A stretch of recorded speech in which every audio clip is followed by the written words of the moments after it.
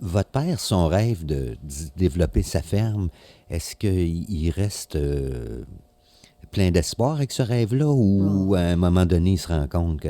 Il a été déçu à cause de ses garçons, parce qu'il croyait vraiment en faire quelque chose avec ses garçons, tu sais. Mais il a toujours été tellement heureux sur sa ferme, jusqu'à temps qu'il tombe malade, là. C'est la maladie qui l'a arrêté, là. Mais si vous aviez vu la grandeur de sa ferme, de tout ce qu'il avait réussi à défricher tout seul, là, c'est pas croyable. Mettons, si on se reporte, votre père, une cinquantaine d'années en 35, mettons, autour de la guerre, de la Deuxième Guerre, ça fait déjà une dizaine d'années qu'il est là. Ça peut ressembler à quoi la ferme familiale qu'il a réussi à développer? Ah, d'abord, il y avait très grand de défricher. En or qu'il pouvait avoir fait... Bon, je peux pas vous donner l'idée en or que je n'ai pas assez de... Mais par rapport aux autres qui étaient plus grands? Ah oui, nos voisins, il n'y avait presque rien de défriché. Puis nous autres, on voyait ça à perte de vue, là, les terrains, là, tu sais. C'est incroyable. Comment est-ce qu'il a pu faire tout seul, là? C'est pas possible. Il C'est pas cultivait quoi? possible. Ses principales cultures? Il semait, ben, c'était surtout du foin pour nourrir ses animaux. Puis ensuite, il soignait aussi des grains comme le blé, l'orge. C'était des cultures un peu traditionnelles, là, tu sais. Le grand jardin. Ma mère avait deux grands jardins. Un plus loin sur la terre, puis un autre près de la maison, là. Puis on vivait de nos légumes, puis elle mettait ça, de la viande, c'est pareil. Et le foin servait, ce qu'ils cultivaient, ça servait à nourrir les animaux. Puis En termes d'animaux, vous étiez rendu, mettons, autour des années 40.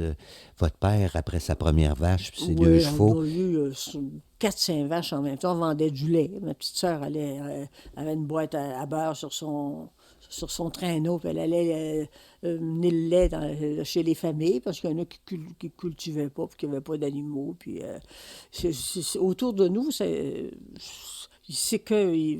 Je sais pas, il n'y avait pas d'intérêt tellement pour ça. Il allait dans le bois, il travaillait dans le bois, eux autres. 4-5 vaches, est-ce que c'est pas mal le maximum de Oh, son c'était pas trou? mal, oui, c'est ça. Il a pas été vrai.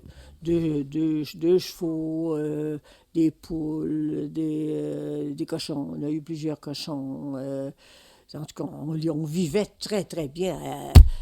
Dans les avants, comme on disait, là, au début de décembre, là, il faisait boucherie, puis il faisait geler sa viande. C'était pas les hivers qu'on avait maintenant, là.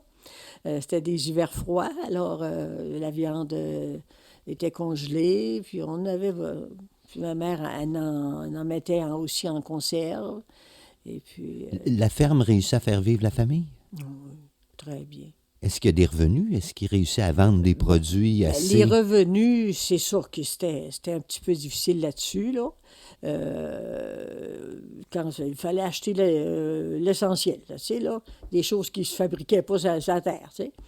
Puis pour le linge, les petites filles, ben on se passait le linge d'une à l'autre. Et puis quand ma mère pouvait, par exemple, j'avais besoin d'une petite robe, ben là, elle allait au village avec une douzaine d'œufs. Puis elle vendait sa douzaine d'œufs contre un petit morceau de linge pour nous faire une robe, tu sais. Puis, Autrement dit, la terre, surtout, servait à nourrir la famille, mais il ne s'est pas vendu beaucoup en il n'y dehors. avait pas d'ouverture. C'est ça que mon père disait. Ils nous ont tués parce qu'il n'y avait pas de marché. Tu sais? Il n'y avait pas de marché à la Sarre, le monde de la Sarre. Mais comment faire pour aller vendre tes produits à la SAR? Tu ne peux pas y aller avec ton cheval et ta voiture. Tu sais, il n'y avait rien d'organisé de ce côté-là. Tu sais.